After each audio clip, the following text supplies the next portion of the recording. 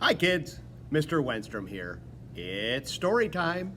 Each Friday night I'm going to be reading a new story.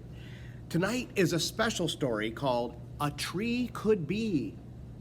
And it's special because this book was given to me by one of our regular Storytime listeners, Lauren. Thank you, Lauren, for sending us this book. And guess what? It's by a Michigan author. I hope you enjoy it. A Tree Could Be by Gina Stevens.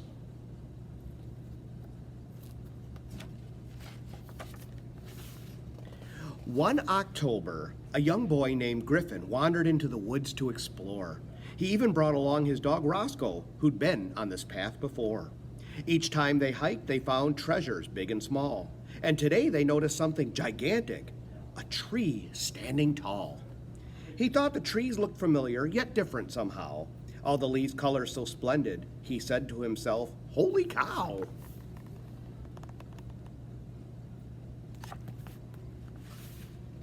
Griffin walked down the trail and spotted, then climbed a big birch tree. With that great bird's eye view, it showed him just how different all trees could be. Many were green with sharp pointy needles, some branches ideal for a fort. So many, he thought with amazement. I can see there's trees of all sorts.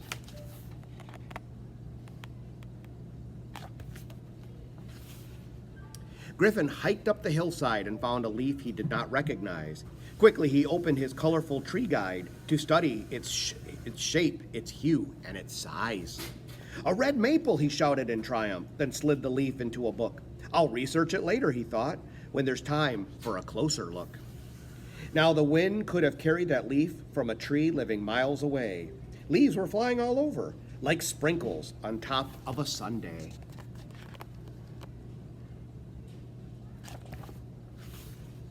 Griffin and Roscoe continued their walk, their feet crunching twigs on the path.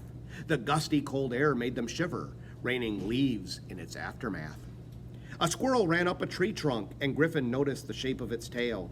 It looked like his kite stuck in the tree after the wind made it set sail. It's tree art, he whispered to Roscoe, for birds and bugs to enjoy. His heart skipped a beat, and he smiled about the way he shared his old toy. Then, as Griffin continued his journey, his mind began to roam. He remembered a hike last summer when the woods first felt like home. The redwood forest was lofty, its trees the tallest he'd seen. He pictured his family by the fire, cooking meals with a log from the stream. They had backpacked deep into the forest, studying the trees of the west. And when they felt they were tired, they laid in their hammocks to rest. Well, we'll take nothing but pictures, Dad taught him, and leave nothing but footprints in sight. And young Griffin took his dad's words to heart, as critters hid and birds took flight.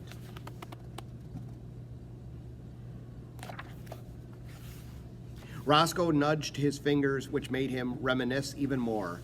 Last winter, they'd hiked the same path when the snow covered the forest floor.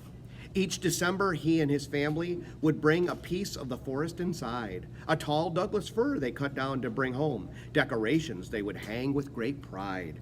While evergreens keep their green color, deciduous trees become brown. And because they're all stunning, Griffin hopes to replace all the trees they cut down.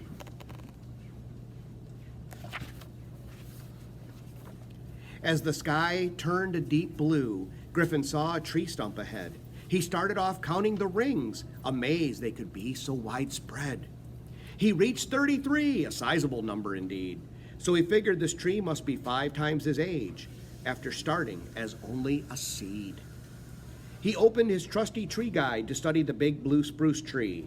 It's not always blue, the guy said, but it grows a foot per year, very slowly. Once its pine cones have fallen, the sun and the rain make them sprout. If you see the old leaves decaying, don't be sad. They nourish the soil to help out.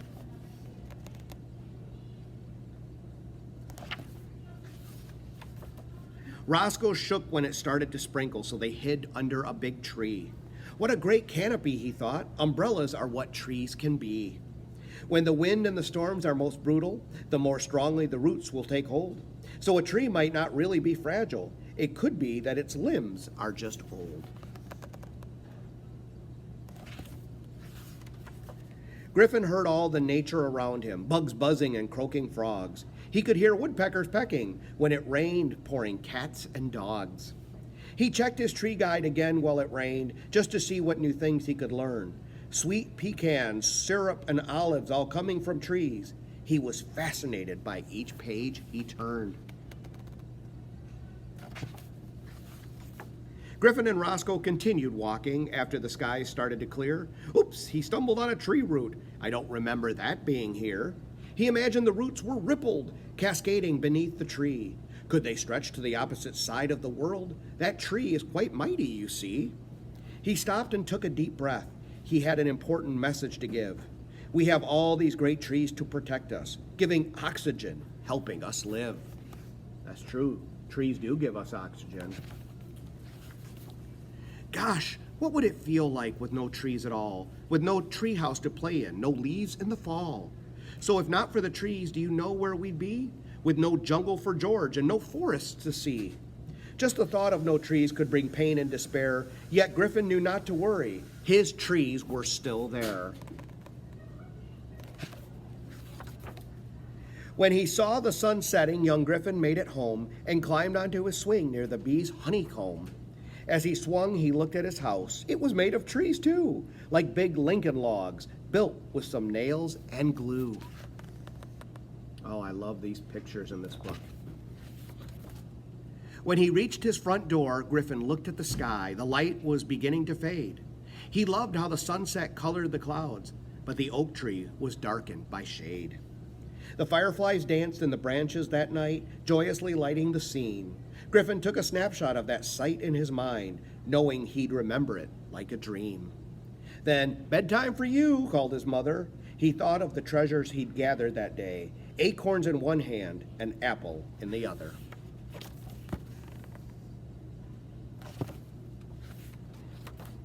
When the full harvest moon started shining, soon both Griffin and Roscoe would sleep. Although Roscoe had counted his chipmunks, counting trees had put Griffin to sleep. As he dreamed, he could spy a whole forest with its plants and its creatures amuck, who, by living together in tandem, had created a scene of great luck.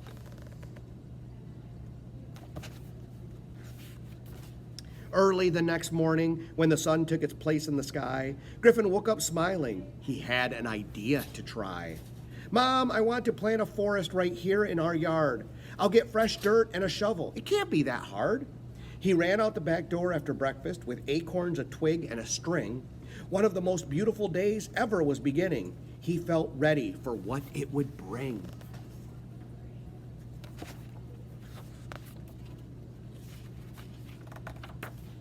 He ran up the path to the meadow, seeking a good place to dig. That's it, Griffin sparked with excitement. I can't wait for my trees to grow big.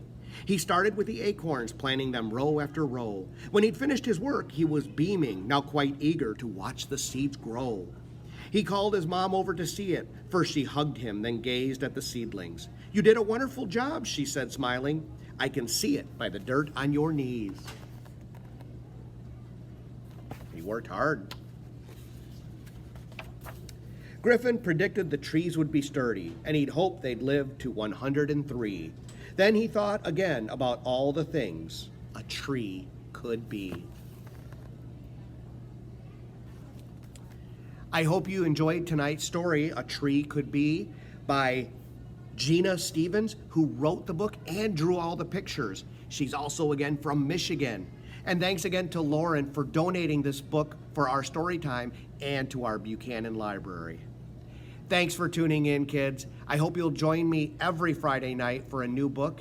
And remember, great things happen when we read.